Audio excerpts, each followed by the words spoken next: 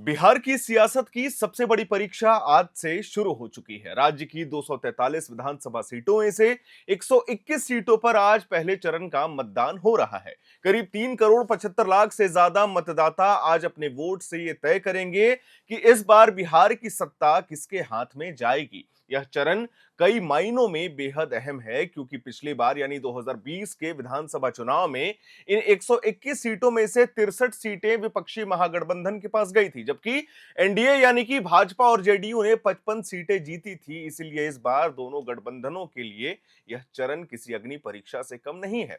महागठबंधन की बात करें तो इस बार राजद, कांग्रेस, वाम दल और विकासशील इंसान पार्टी यानी वीआईपी सब मिलकर एकजुट होकर मैदान में उतरे हैं, जबकि विपक्ष के मुख्यमंत्री पद के चेहरे तेजस्वी यादव खुद इसी चरण में चुनाव लड़ रहे हैं और उनके साथ कई वरिष्ठ उम्मीदवार भी आज अपनी किस्मत आजमाने वाले हैं। वाम दलों में सबसे ज्यादा नजरें सीपीआईएमएल पर है, जिसने इस बार कुल 20 सीटों पर उम्मीदवार उतारे हैं। इनमें से 10 सीटों पर आज वोटिंग हो रही है। दिलचस्प बात यह है कि इन 10 सीटों में से 6 सीटें पहले से ही सीपीआईएमएल के पास हैं और अब चुनौती यह है कि वो अपने पुराने प्रदर्शन को बरकरार रख सकते हैं या नहीं। वही सत्ता पक्ष यानी कि एनडीए के लिए भी यह चरण बेहद अहम माना जा रहा है।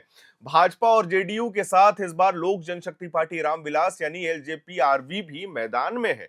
आपको बता दें, एलजेपी कुल 29 सीटों पर चुनाव लड़ रही है, जिनमें से 10 सीटों पर आज मतदान हो रहा है, लेकिन एनडीए के पास फिलहाल इन 10 में से एक सीट है। यही वजह है कि जेडीयू के कई नेता एलजेपी को दी गई सीटों को लेकर नाराज भी हुए थे। उनका कहना है कि ऐसी पार्टी को इतनी सीटें देना क्या ठीक है, जिसका विधानसभा में मौजूदगी ही ना हो।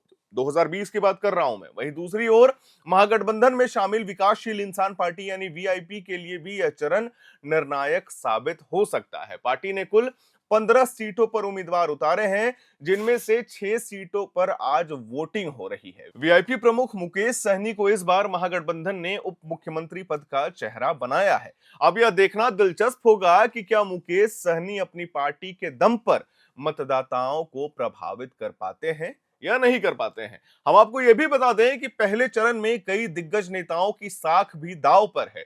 भाजपा और जेडीयू के दर्जनों मंत्री इस बार मैदान में हैं। उप मुख्यमंत्री सम्राट चौधरी लगभग 10 साल बाद सीधे चुनावी मैदान में लौटे हैं और तारापुर सीट से किस्मत आजमा रहे हैं। वहीं दूसरी ओर उप मुख्यमंत्री विजय कुमार सिन्हा भी अपने क्षेत्र में कड़ी टक्कर झेल रहे हैं। भाजपा के वरिष्ठ नेता और पूर्व प्रदेश अध्यक्ष मंगल पांडे भी पहली बार विधानसभा चुनाव में उतरे हैं। वो सीवान सीट से मैदान में है। इस बार बिहार चुनाव में एक और खास बात है। हम आपको बता दें कि कई सितारे भी अपनी किस्मत विधानसभा चुनाव में उतार रहे हैं। मैथिली ठाकुर बीजेपी के टिकट पर अलीगंज से चुनाव लड़ रही हैं। वहीं भोजपुरी सुपरस्टार खेसारी लाल यादव राजद के उम्मीदवार के तौर पर छपरा से चुनावी मैदान में है। इसी तरीके से गायक और अभिनेता रितेश पांडे जन स्वराज पार्टी के उम्मीदवार के तौर पर करगहर सीट से अपनी किस्मत को आजमा रहे हैं। अब यह देखना होगा कि क्या इन सितारों की लोकप्रियता वोटों में तब्दील हो पाती है या नहीं हो पाती है। तेजस्वी यादव जहां विपक्ष का चेहरा बने हुए हैं, वहीं उनके बड़े भाई तेज प्रताप यादव इस बार अलग रास्ते पर है। उन्होंने अपनी नई पार्टी जनशक्ति जनता दल बनाकर खुद को अलग कर लिया है और आज महुआ सीट से मैदान में है। वहां भी वोटिंग होने वाली है। अब सबकी नजर इस बात पर है कि क्या तेज प्रताप अपने गढ़ में कोई असर दिखा पाएंगे या फिर यह सिर्फ प्रतिमात्मक मुकाबला बन करके रह जाने वाला है। पहले चरण में 2 सीटें ऐसी हैं जो सबसे ज्यादा सुर्खियों में हैं। हम आपको बता दें, मोकामा और रघुनाथपुर। मोकामा में जेडीयू के उम्मीदवार अनंत सिंह मैदान में है, जो हाल ही में जन स्वराज पार्टी के एक समर्थक की हत्या के मामले में गिरफ्तार हुए थे। उनके सामने है राजद की वीणा देवी, जो सूरजभान सिंह की पत्नी है। सूरजभान खुद भी कई आपराधिक मामलों में आरोपी पूर्व में रह चुके हैं। इस सीट पर मुकाबला राजनीति के साथ साथ आपराधिक छवि का भी हो गया है। हम आपको बता दें, रघुनाथपुर से मोहम्मद शाहबुद्दीन के बेटे ओसामा साहब राजद से टिकट पर चुनाव लड़ रहे हैं। महज 31 साल की उम्र में वो पहली बार सियासत में उतरे हैं और सबकी निगाहें उन पर टिकी हुई है। इस पहले चरण के लिए कुल 45,341 मतदान केंद्र बनाए गए हैं, जिनमें से करीब 36,733 केंद्र ग्रामीण इलाकों में हैं। यह बताता है कि बिहार की राजनीति आज भी गांवों की धड़कन में चलती है।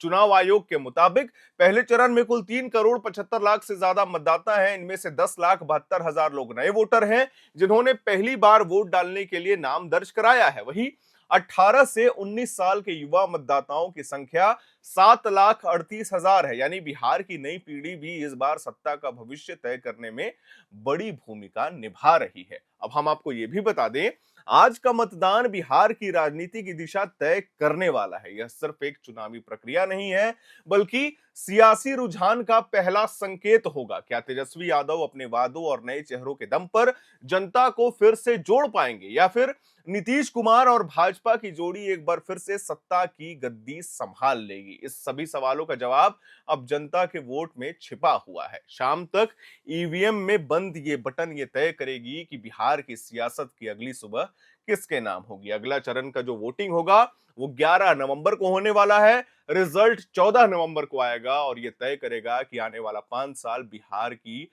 दिशा और दशा कौन सा दल बदलने वाला है। खैर, जैसे जैसे इस मामले पे अपडेट्स आएगा, हम अपने चैनल के माध्यम से अपने दर्शकों को देते जाएंगे। आज हम एयर नाउ पे बिहार विधानसभा का जो पहला फेज का वोटिंग है उसको लगातार कवर करने वाले हैं। हमारे सहयोगी इस वक्त बिहार में मौजूद हैं। आप बने रहिए, वीडियो को लाइक करिए, शेयर करिए, हमारे चैनल को सब्सक्राइब करिए।